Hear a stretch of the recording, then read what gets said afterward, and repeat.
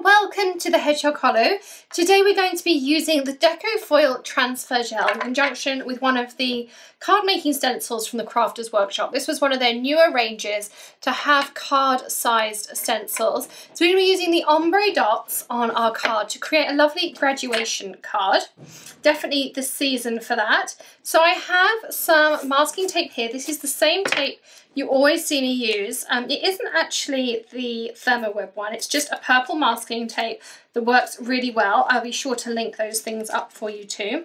I'm going to stick my cardstock down and I'm going to use, I've got some Bristol Smooth cardstock here, which is just a little bit more weighty. I find it takes foiling and things nicely, which is the effect we're going to go over the top of this with. And so the first thing I want to do is tape down my stencil. And it's slightly bigger than my cardstock. So the cardstock I have cut down into quarters, which makes it slightly larger than card front size. But I'm just going to grab some masking tape. And the advantage of having it slightly larger means that it gives us a little bit of room for our tape and things that we can cut off afterwards. So I've got my transfer gel here. And I also have my palette knife here. So I'm going to just grab a little bit. You don't need a huge amount. You'll find a little bit goes a really long way. So I'm just putting this down, this. And I'm going to scrape off any excess. So you can see that despite the fact I didn't have very much on my palette knife, I still have plenty to put back in again. You're going to want to remove this stencil before it dries. Leave it to dry for around about an hour, and then when we come back we're going to add the foil to it. You can clean your stencil just with some soap and water. Just run it under the tap and any excess will come off for you. And then we're going to add that foiling to it. But you want to remove this before it dries, otherwise you can end up with a little bit of a messy effect afterwards. So now that I've left this to dry, we're going to add our foil. I'm using the Therm Gina K Fancy Foil, and I'm using this gorgeous red velvet, which is going to coordinate perfectly with our card and some of the other things I have prepared for it. This is a heat-based foil, and also the gel needs some heat. So I'm going to pop this over my panel here, and foil goes such a long way. You can use it so many times, little bits here and there. And what I have here, this is one of the MINC sheets that you can use in the MINC machine from Heidi Swapp. You can get these online or at big box stores. Again, of course, all those links are in the description for you. And so I put it between here to pop through either the MINC machine or the laminator. My MINC machine has been borrowed, so I'm going to be using a laminator. You can also use parchment paper instead of these, but I just particularly like them. They come in different sizes. So I have the Amazon Basics laminator. Again, I'll link this up. Great little laminator, and I'm just going to run this through. So you want to make sure that you have MINC, a laminator, something that runs through that's nice and hot. As I say, instead of this, you can also use the parchment paper, and these panels come in various sizes, or you can get a mixed pack, and you can use them over and over again. I've used these so many times, and it works perfectly. And when you come through, I'll show you in a second, you'll notice that you can see your design, and then you're just going to leave it maybe in 30 seconds to a minute, just for it to cool down before we peel that foil off. But this bit goes all the way through. This is a lovely little basic, inexpensive laminator, and the laminating sheets they do are great too. So I'll link all of those things up either in the video description, which down here, just below my finger, there'll be an arrow.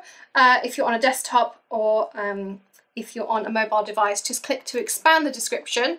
There'll also be a blog post, so do hop on over to that as well. There'll be additional information and things in there too.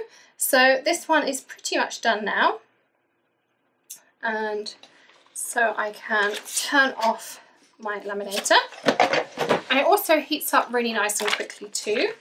I'm going to pull my piece out of here. So I can see that my speckles are already on there. And I'm just going to wait till it feels cool-ish, which it does. And I'm going to pull it back. So you can see on there, we've got those wonderful red foil dots on there. Also a little bit of texture.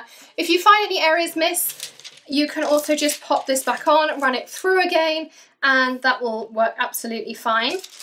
You can also use all of these little pieces for lots of different things. I have lots of different foiling videos for you. You can watch those too. But again, just really fun little thing to use on there. So I already had some prep work for our finished card. So I have a card base here, half a piece of 8.5 by 11. I have a piece of black cardstock trimmed to 4 inches by 5.25. I've also used some of the new My Favourite Things dies. These are called the single stitch line tag corner rectangles. Really lovely, and it's in that lovely coordinating red. And then I've used the Tassel Was Worth a Hassle, also from My Favourite Things. And I embossed that onto some vellum using the Nuvo black embossing powder on there too. So I'm going to trim this piece down to mat nicely. So my next matting layer, I always go in 1/4 inch increments. So I'm going down to 3 3/4 and 5 inches. Line that up. And this is the Tim Holtz trimmer in the new black colour. You may have seen it in red before. Tonic sent me one to try out, and I absolutely fell in love with it, and I've just kept using it.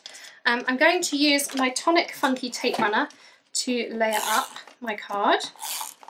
So that's quite a little compact trimmer, but it also works on 8.5 by 11. You can put full sheets in there and cut them down, which is really nice.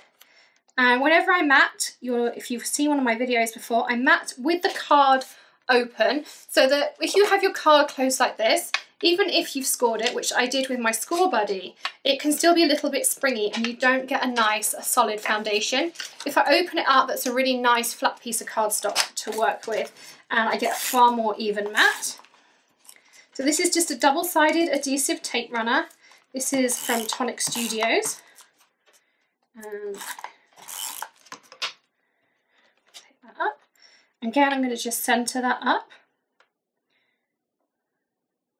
like so. And the next thing I'm going to do is work out where I'm going to put my frame, and the Tassel Was Worth the Hassle.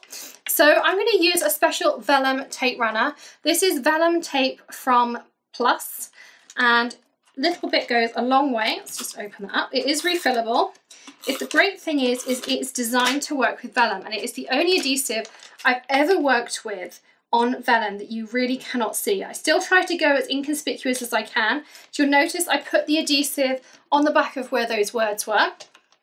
And I'm just going to add that finishing touch. I went with red because we live in Ohio, and Ohio State is red, so I just thought that that would coordinate nicely. And I'm going to pop these strips down here. Anytime I cut foam or anything, I use these little Tim Holtz scissors. They come in 3 different sizes, and they're a non-stick scissor. And I'm going to do the same on the other side. These little foam strips are from Doris, and they're great for shakers or for frames like this. Just saves you having to snip down the middle of your foam. And I'm going to pull that piece off. It's also nice that these top pieces come off nice and easily.